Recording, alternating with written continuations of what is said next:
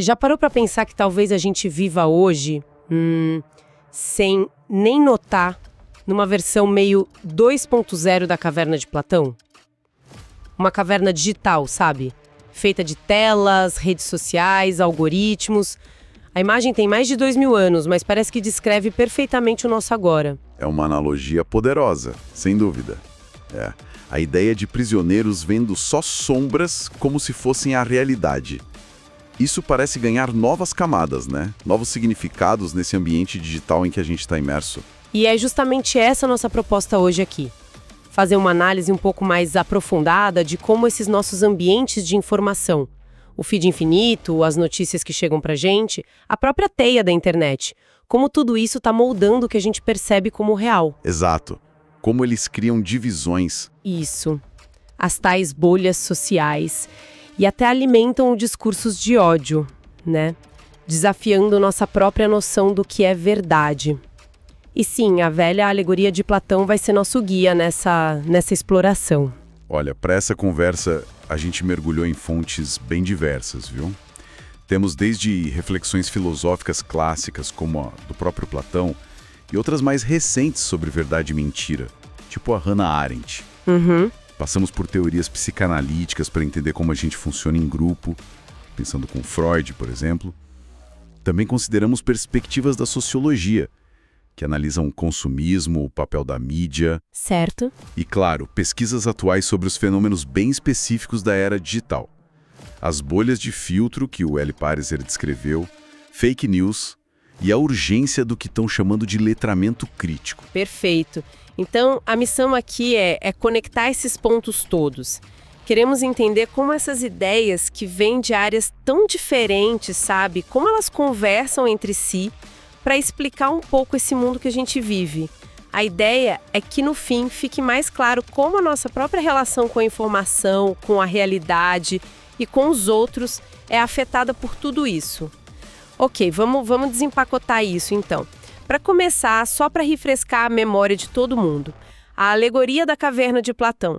Imagina lá, prisioneiros acorrentados a vida toda, olhando para uma parede. E nessa parede eles só veem sombras de objetos que passam atrás deles. Sombras projetadas. Exato. Para eles, aquelas sombras são a realidade. Ponto final. Sair da caverna, ver a luz do sol, os objetos reais, é um processo doloroso, difícil. E se alguém consegue sair e volta para contar para os outros, nossa, corre o risco de não ser compreendido, até de ser hostilizado, né? Com certeza. E essa imagem da caverna, ela se aplica de formas surpreendentes hoje. Pensa no consumismo, por exemplo. Autores como Zygmunt Bauman falam muito dessa cultura do ter, que acaba ofuscando o ser. Ah, modernidade líquida. Isso, vivemos numa busca constante por novos objetos de desejo, que são, rapidamente substituídos por outros. A gente fica meio preso nas sombras dos produtos, nas aparências, nessa lógica que ele chama de líquida, né? Sempre fluida, passageira. E tem a caverna da mídia de massa também, né? O entretenimento muitas vezes segue fórmulas, as notícias viram um espetáculo para prender a atenção, algo que o Guy Debord já chamava de sociedade do espetáculo lá nos anos 60. Exatamente. E isso pode gerar uma certa passividade, né? Pois é. A gente consome o que é oferecido sem muito questionamento. Um pouco como os prisioneiros originais da alegoria. Exato. E aí chegamos na tecnologia e nas redes sociais que intensificam muito disso. A vida cada vez mais mediada por telas, aquele comportamento quase automático de rolar o feed, a dependência dos aparelhos. O ponto-chave aqui, eu acho, é que o consumismo, a mídia como espetáculo e a tecnologia digital. Juntos, eles criam esse mundo de sombras. Nossa visão da realidade é constantemente filtrada, muitas vezes distorcida. E somos sutilmente empurrados para o conformismo. Sabe, para aceitar as sombras como se fossem tudo que existe. Aqui é onde fica realmente interessante. Porque essa filtragem ficou muito mais pessoal e invisível. É aí que entra o conceito da bolha de filtros do L. Pariser. Ele percebeu isso lá por 2009, mais ou menos, que o Google já não mostrava os mesmos resultados para todo mundo. Não mesmo. Usava dezenas de sinais, na época ele falou em 57, para personalizar tudo. O seu Google não era mais o meu Google. E as implicações disso são, nossa, gigantescas. Cada um de nós passa a navegar numa versão única da internet, cuidadosamente ajustada para refletir e reforçar o que os algoritmos acham que a gente quer ver, ou que a gente já pensa. É o viés de confirmação turbinado, né? Exatamente. Eles mostram mais do mesmo, mais do que confirmam nossas crenças e escondem o que poderia nos desafiar, nos fazer pensar diferente. O ponto crucial aqui não é só a personalização ser conveniente, é que isso ativamente reduz nosso mundo, nos torna menos capazes de entender quem pensa diferente. Entendi. O Pariser usou uma expressão forte, ele falou num risco de lobotomia global, como se a gente estivesse perdendo a capacidade de ver o todo. Ele descreve essa bolha como uma força centrífuga, nos jogando para longe um dos outros, sabe? Cada um no seu universo particular de informação. Essa ideia de sermos jogados para longe um dos outros, cada um na sua bolha. Isso conecta direto com o nosso próximo ponto. Como a gente funciona em grupo e como essas divisões digitais se formam. As fontes lembram que pertencer a um grupo é algo fundamental para a gente, né? Para construir quem somos. Sim, é básico. Figuras da psicanálise como Freud e Winnicott e sociólogos como Chinoy, eles destacam isso. A gente precisa do grupo para se sentir seguro, para ter uma identidade. Sim, essa necessidade de pertencimento é central. E Freud trouxe uma ideia muito interessante para entender as tensões que surgem daí. O narcisismo das pequenas diferenças. Ah, já ouvi falar disso. É uma tendência que a gente tem, como seres humanos, de nos ligarmos muito aos que são parecidos conosco. E, ao mesmo tempo, sentir uma certa hostilidade ou estranhamento justamente por aqueles que são quase iguais, mas têm pequenas diferenças. Tipo time de futebol rival da mesma cidade. Exatamente. É como se essas pequenas diferenças ameaçassem a coesão e a identidade do nosso grupo, do nós. A diferença objetiva, às vezes, é mínima, mas a animosidade pode ser grande porque mexe com essa identidade de nós contra eles. E as redes sociais parecem jogar gasolina nessa fogueira do narcisismo das pequenas diferenças, não é? Totalmente. Os algoritmos são programados para nos manter engajados. E uma forma de fazer isso é nos conectar com quem pensa parecido. Aí eles criam as tais bolhas sociais. Ao priorizar conteúdos e pessoas que confirmam nossa visão de mundo, e ao esconder ou diminuir o alcance do que é divergente, eles reforçam a homogeneidade dentro da bolha. Quem pensa diferente acaba sendo invisibilizado, ou pior, virar alvo. E é nesse terreno fértil que o discurso de ódio floresce online. Do ponto de vista psicanalítico que as fontes trazem, muito desse ódio pode ser entendido como um mecanismo de projeção. Isso, ou seja, a pessoa projeta no outro, naquele que é percebido como diferente e ameaçador para sua bolha, as suas próprias inseguranças, medos ou características que ela mesma rejeita em si. E o ambiente online, com aquela sensação de anonimato, de distanciamento... facilita tudo, né? Facilita essa agressividade, como se as consequências fossem menores, sabe? As fontes que a gente analisou trazem exemplos bem concretos disso, retirados de comentários reais em redes sociais. Vamos dar uma olhada em alguns? Lembrando sempre que estamos apenas relatando o conteúdo das fontes, sem nenhum endosso, claro. Claro, é importante ressaltar. Num post da Folha de São Paulo no Facebook, sobre uma decisão judicial, a polarização é imediata. Um comentário chama o juiz de herói nacional, recebe muitas curtidas. Logo em seguida, outro responde, ídolo de imbecil. Direto ao ponto, zero diálogo. Exato. Zero tentativa de diálogo, só afirmação da própria tribo e ataque à outra. Um retrato claro do reforço interno da bolha e da agressão contra quem está fora dela. Outro exemplo, no Instagram da Globo News. Um usuário faz um comentário e a resposta vem com um ataque pessoal baseado em estereótipos. Você é um pobretão que acha que é rico. Olha como a pessoa projeta características negativas no outro sem saber nada sobre ele. Nenhuma informação real. Nenhuma, apenas para desqualificar uma suposta posição política contrária. E para se reafirmar, claro. É a projeção em ação, junto com a agressividade como forma de defesa da identidade do grupo. pura defesa. E um terceiro, da BBC News no Facebook, sobre política internacional. Alguém expressa apoio a um político. A resposta é um ataque à inteligência e à moral de quem comentou, sem discutir o mérito da questão, obviamente. O foco muda completamente. Completamente. A análise da fonte sugere que esses comentários são feitos como se fossem para um espelho, sabe? Para a própria galera da bolha, buscando aplausos ou ajudando a ridicularizar o outro lado, sem qualquer interesse em debate real.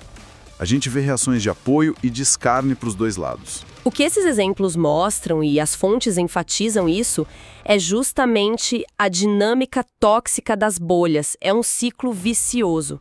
Reforço das próprias certezas, exclusão agressiva de quem discorda, uso de projeção e ofensa como escudo e uma ausência total de diálogo ou busca por entendimento mútuo. É a comunicação voltada para dentro da própria caverna. Só eco. E se comunicar só dentro da caverna, onde a realidade é filtrada e as divergências são atacadas. Isso complica muito a nossa relação com a própria verdade, né? Demais. Não é à toa que a gente entrou naquilo que chamam de era da pós-verdade. O termo foi até palavra do ano pelo dicionário Oxford em 2016.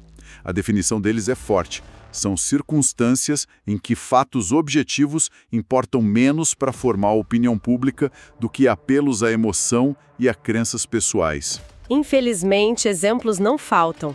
As fontes mencionam casos como a justificativa para a Guerra do Iraque, em 2003, baseada em armas de destruição em massa que, nunca foram encontradas. Uma ficção conveniente. Exato. Um exemplo mais recente foi quando uma assessora do ex-presidente Trump defendeu informações claramente falsas sobre o público na posse, como sendo fatos alternativos. A própria linguagem se contorce para borrar essa linha, entre o que é fato e o que é opinião ou mentira deliberada. E o jeito como a gente consome informação online acaba facilitando essa confusão toda. As fontes apontam vários fatores. A leitura na internet tende a ser mais rápida, mais superficial, focada em manchetes, na rolagem do feed. É o scroll infinito. Isso. Nossa atenção é mais fragmentada, somos mais suscetíveis a distrações. Além disso, a própria bolha de filtros que a gente já falou, nos alimenta com informações que confirmam o que já pensamos, reforça nossos vieses. O tempo todo. E tem um detalhe interessante que as fontes trazem. A leitura online raramente é solitária.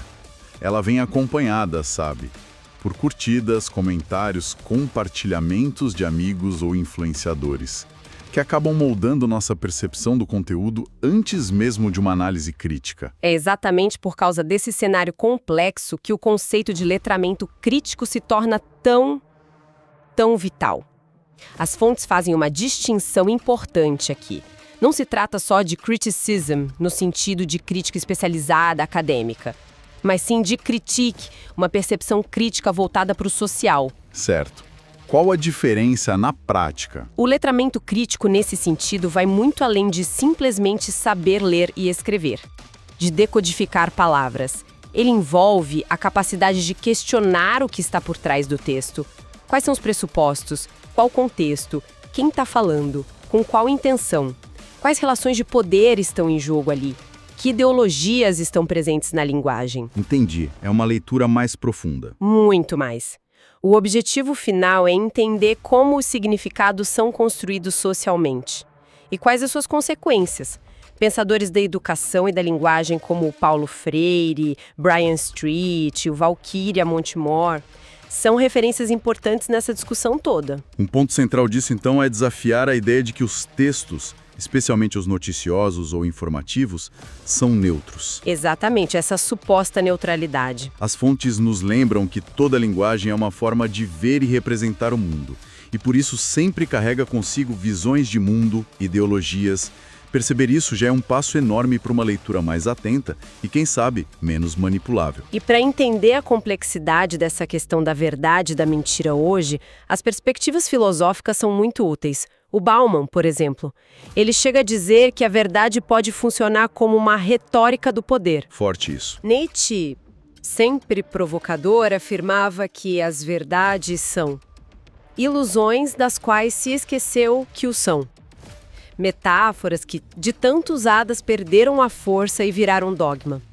Já a Hannah Arendt faz uma distinção fundamental entre a verdade factual, baseada em fatos concretos, que aconteceram, podem ser testemunhados, e a verdade racional, da lógica, da matemática, da filosofia. Fato versus lógica. Isso. E ela também separa a opinião, que é legítima no debate político, da verdade factual, que deveria ser a base desse debate. O grande alerta da Arendt é sobre a fragilidade dos fatos no mundo político e como a mentira organizada, a desinformação deliberada, o que hoje a gente chama de fake news, tem como objetivo justamente apagar essa linha entre fato e opinião, tornar tudo relativo, uma questão de preferência. Como os fatos alternativos? Precisamente. O que é fascinante aqui é perceber como essas reflexões filosóficas, algumas bem antigas, elas nos dão ferramentas poderosas para entender que o desafio das fake news não é só técnico de checagem de fatos, é um desafio mais profundo, que envolve a própria natureza da verdade e da realidade compartilhada no espaço público. Então, se a situação é essa, se estamos nessas possíveis cavernas digitais, filtradas, polarizadas, como sair? Voltando a Platão, a saída da caverna é um processo difícil. Exige esforço, busca por conhecimento, por uma visão mais ampla. Como seria essa libertação no nosso contexto atual? O que as fontes sugerem? Olha, as fontes apontam algumas direções. Primeiro, a necessidade de uma busca ativa pela verdade, o que passa por educação crítica e por valorizar o pensamento coletivo em diálogo, não isolado na própria bolha.